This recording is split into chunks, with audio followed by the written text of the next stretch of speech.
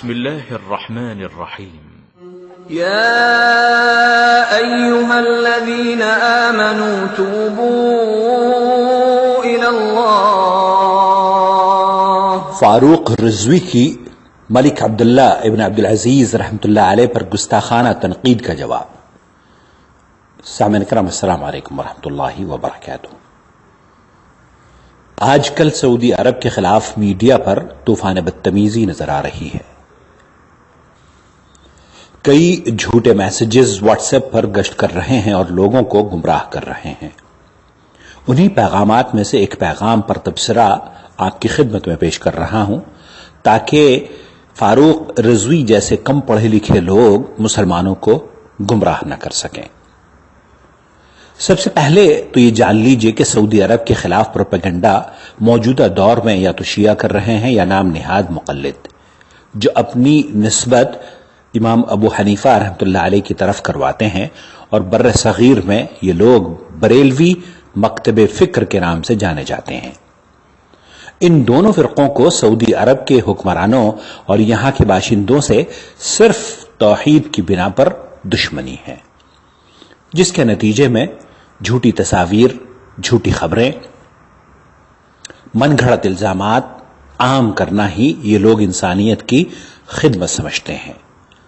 آج کل جو ویڈیو سرکولیٹ کی جا رہی ہے اس میں نہایت ہی بدتمیزی اور بد اخلاقی کا مظاہرہ کرتے ہوئے ملک عبداللہ ابن عبدالعزیز رحمۃ اللہ علیہ کی خدمات کا صرف اس لیے مذاق اڑایا جا رہا ہے کیونکہ ان کا نام کعبۃ اللہ پر لکھا ہوا ہے۔ حالانکہ ملک عبداللہ ابن عبدالعزیز رحمۃ اللہ علیہ دنیا کے پہلے انسان نہیں جن کا نام غلاف کعبہ پر لکھا گیا ہو۔ یہ الگ بات ہے کہ جہلا کے لیے یہ نئی بات ہو۔ جو کام 1400 سال سے کسی نے نہیں کیا، تم نے یہ بدعت کیوں لایا اس کی؟ جو کام 1400 سال سے کسی نے نہیں کیا، تم نے یہ بدعت کیوں لایا اس کی؟ اسے بدعت کر کے بیان کر رہے ہیں۔ اب ایسا شخص جو بدعت کو بدعت دقیقہ جیسا عربی کا لفظ جس کے معنی ہوتے ہیں منٹ، اس کو کہتا ہو کہ یہ معمولی سی بات ہے، سنت کو سنتا پڑتا ہے، ایسے ہی لوگوں کے بارے میں میرے خیال سے ہمیں اللہ رب العالمین نے حکم دیا ہے کہ انہیں دور سے سلام کر کے گزر جانا چاہیے۔ بہرحال آپ سنیے کہ یہ کیا کہہ رہا ہے۔ ان کی آیتیں لکھیے، غلاف کعبہ پہ لکھا ہے سنتا ہاذہ الکسوۃ فی مکۃ المکرمہ والہدا، غلاف کعبہ پہ لکھا ہے سنتا ہاذہ الکسوۃ فی مکۃ المکرمہ والہدا، غلاف کعبہ پہ لکھا ہے سنتا ہاذہ الکسوۃ فی مکۃ المکرمہ والہدا۔ یہ جو آپ نے سنا ہے یہ غلط تلفظ ہے۔ اب میں صحیح تلفظ آپ کی خدمت میں پیش کرتا ہوں جسے سن کر آپ اس فرقے کے مولویوں کے علمی معیار تک آسانی سے پہنچ جائیں گے۔ عبارات وآيات قرآنية وكلمة الإهداء. صنعت هذه الكسوة في مكة المكرمة وأهداها إلى الكعبة المشرفة خادم الحرمين الشريفين تقبل الله منه. دیا امام صاحب تو غائب ہے، موبائل میں مصروف ہے۔ التدریک دقیقہ، معمولی سی بات ہے، دقیقہ کہتے ہیں معمولی سی بات کو، التدریک دقیقہ معمولی سی بات ہے، اب معمولی سی بات ہے بھائی۔ بریلوی مکتب فکر کے علماء یوں تو مذاق اڑانے، نجدی، وہابی اور نہ جانے کون کون سے القاب دینے میں ماہر ہیں، لیکن اتنی بڑی جہالت کا ثبوت شاید ہی کسی بریلوی عالم نے دیا ہو جو اس رضوی نے دیا ہے کہ دقیقہ کا معنی بھی اسے نہیں آتا، حالانکہ ایک چھوٹا سا طالب علم بھی یہ جانتا ہوگا کہ دقیقہ کا مطلب ہوتا ہے منٹ۔ اب میں موضوع کی طرف رخ کرتا ہوں۔ موصوف اپنی ویڈیو میں کہتے ہیں کہ نجدیوں نے کعبۃ اللہ کے غلاف سے کلمہ طیبہ کو ہٹا کر نجدی بادشاہ نے اپنا نام لکھوا دیا ہے۔ حضرات ایسے جھوٹے بیانات دے کر یہ شخص مسلمانوں کی صفوں میں انتشار پیدا کرنا چاہتا ہے۔ اللہ اسے عقل سلیم عطا فرمائے اور اس کی شر سے ہر مسلمان کو محفوظ فرما لے۔ اس شخص کی چالاکی دیکھیے کہ آپ کو صرف اپنی ویڈیو میں وہی دکھا رہا ہے جو وہ دکھانا چاہتا ہے، اور اس طرح سے پورا غلاف نہ دکھا کر عوام کو گمراہ کر رہا ہے۔ تعجب ہے کہ اعتراض وہ لوگ کر رہے ہیں جن کی مسجدوں میں گھڑیوں، چٹائیوں، ٹوپیوں، پنکھوں، اسپیکروں، لوٹوں تک پر نام لکھا ہوا ہوتا ہے۔ بہرحال یہ تو بہت ہی چھچوری اور عجیب و غریب بات ہے۔ میں آپ کی خدمت میں غلاف کعبہ کی صحیح تصویر پیش کر رہا ہوں۔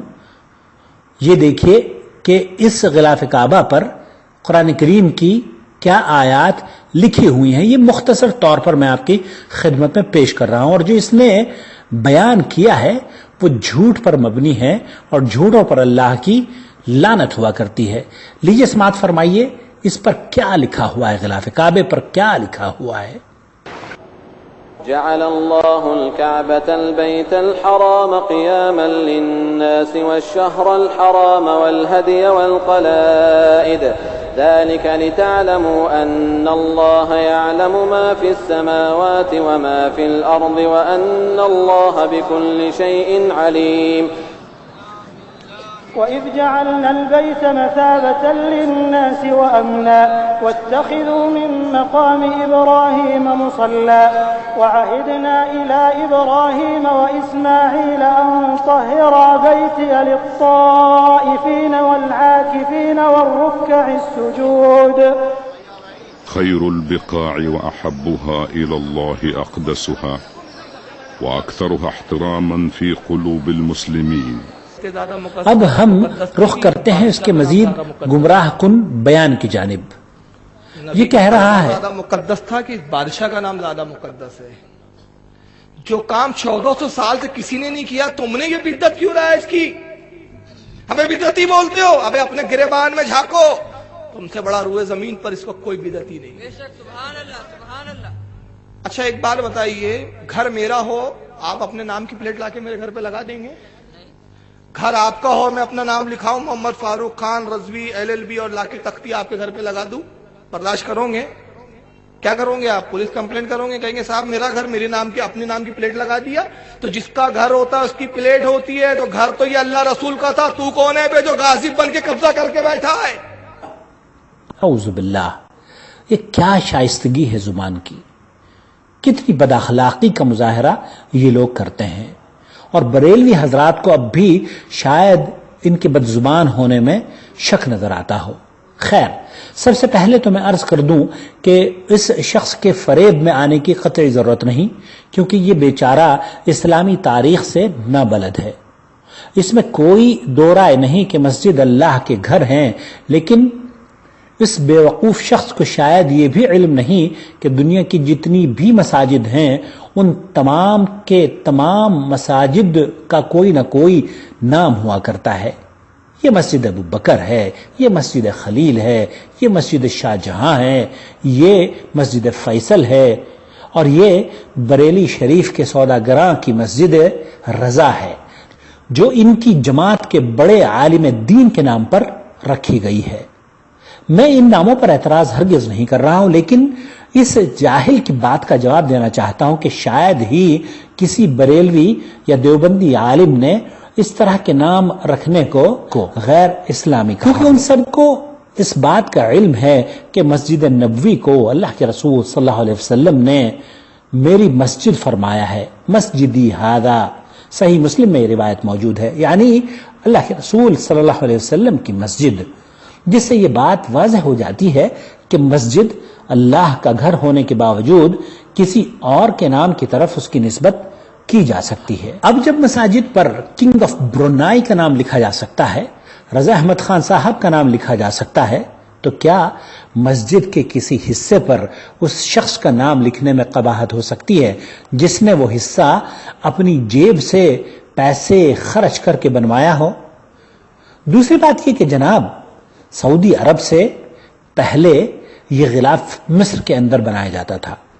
سعودی عرب کے قیام کے بعد بھی ملک عبدالعزیز رحمۃ اللہ علیہ نے اسے بند نہیں کروایا، لیکن جب کئی سال مصریوں نے غلاف کعبہ نہیں پہنچایا تو مجبوراً اس ملک کے بادشاہ نے کروڑوں ریال خرچ کر کے غلاف کعبہ کے لیے خانہ کعبہ کے شہر ہی میں اس کے پڑوس میں ایک فیکٹری قائم کی، جس کے اندر صرف اور صرف غلاف کعبہ پر ہی پورے سال کام چلتا رہتا ہے۔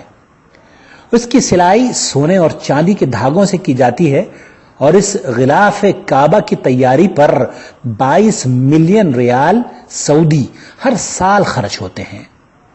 ملک عبداللہ ابن عبدالعزیز یا دوسرے سعودی عرب کے بادشاہ یا موجودہ دور کے خادم الحرمین شریفین اس امت کے کوئی پہلے انسان نہیں ہیں جن کا نام کعبے کے غلاف پر لکھا گیا ہو، لیکن یہ بات شاید پڑھے لکھے لوگوں کو تو سمجھ آ جائے، رضوی جیسے اندھے مقلد کو شاید نہیں۔